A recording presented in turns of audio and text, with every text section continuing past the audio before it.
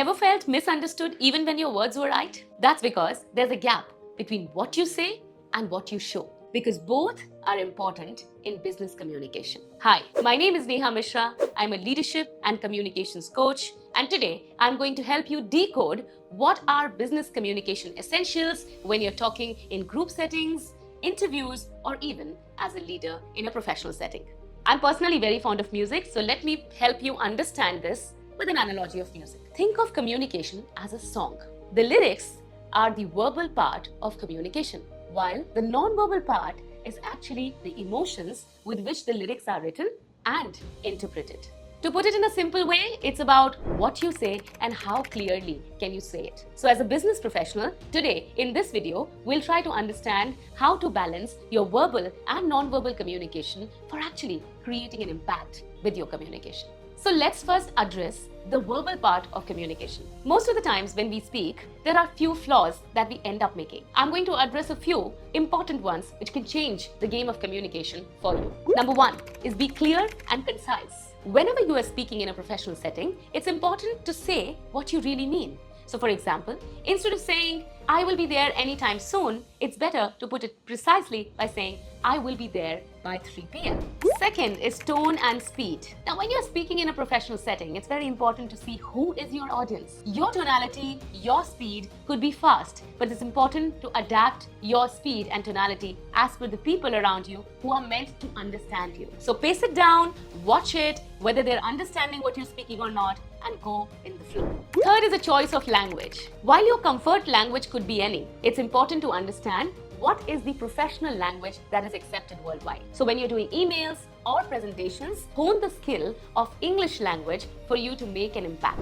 Last but not the least, in verbal communication is avoiding fillers. I know how much we love them, but make it a point to observe how many fillers do you use and what are your most favorite ones. For example, like, basically, and whatnot.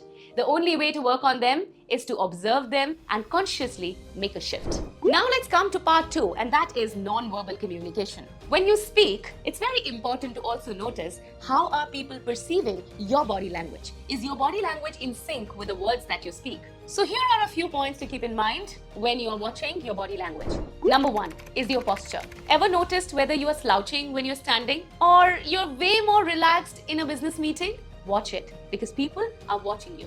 When you enter a room, own it with the posture that you carry. Keep your shoulders straight, keep your head straight, look in the eye, and that's what is going to make an impact. Now, talking about eye contact, it's important to see what is the setting that you are into. It's also important to see what are the kind of cultural nuances that you are into.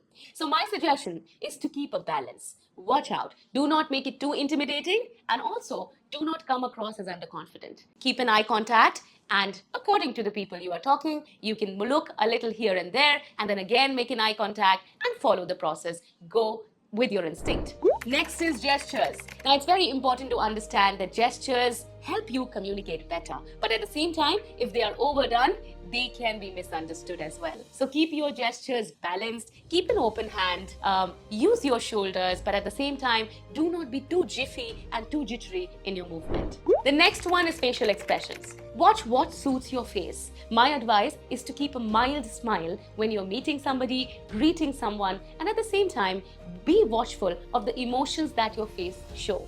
You could be very expressive, but it's important to know what are the conversations that you're a part of and keep a balance of your emotions that show up on your face. What are the common scenarios and places where you can exercise this? Number 1 is client interactions and client meetings. Number 2 is team meetings, when you're sitting with your own team and brainstorming. Number 3 is when you're on a video call with a potential client or a stakeholder. Number 4, even when you are in a casual setting, but in a work environment. Communication isn't just a tool.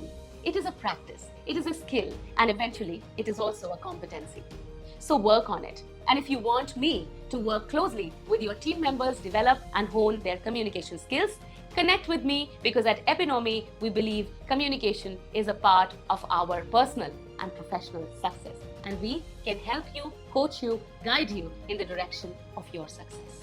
Try to exercise some of the pointers that I gave you and let me know in the comments if you have any learning lessons from them.